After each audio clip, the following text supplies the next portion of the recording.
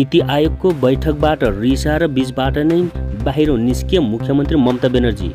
प्रधानमन्त्री नरेन्द्र मोदीको अध्यक्षतामा आज नीति आयोगको गभर्निङ काउन्सिलको 9औं बैठक जारी नै छ। तर बैठकमा सहभागिता जनाउन पुगेकी बङ्गालको मुख्यमन्त्री ममता ब्यानर्जीले ठूलो आरोप लगाउँदै बीचबाट नै बैठक छोडेर बाहिर निक्लिए।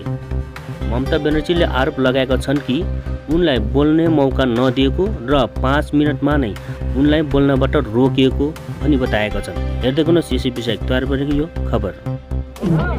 কিন্তু আপনাদের পরিষ্কারভাবে বলছি, আপনারা বাজেটে আমাদের বঞ্চনা করেছেন, আপনারা বাংলার সমস্ত উন্নয়নের প্রজেক্ট বন্ধ করে দিয়েছেন, আপনারা বিরোধী দলের কোনো রাজ্যকে কোনো সুযোগ দেন না এবং আপনারা আমাদের 3 বছর ধরে 100 দিনের কাজ বন্ধ, প্রধানমন্ত্রী আবাস যোজনা বন্ধ, রুরাল রোড যোজনা বন্ধ, সমস্ত কিছু বন্ধ করে রেখেছেন। এমনকি ফুড সাবসিডি পর্যন্ত দেননি। আমরা 1,71,000 কোটি টাকা পাই লাস্ট ইয়ার পর্যন্ত। এই বাজেটেও কিছু নেই, শুধু জিরো। এইটুকু বলার সাথে সাথে আমার মাইকটা স্টপ করে দিয়েছে। আমি বললাম, why you discriminate, why you stop me? I am only attending. You should be happy for that. Instead of that, you are giving more scope to your party, your government, and you only me on behalf of opposition, only I am there, and you stop my mic. আপনি আমার mic বন্ধ করে দিচ্ছেন।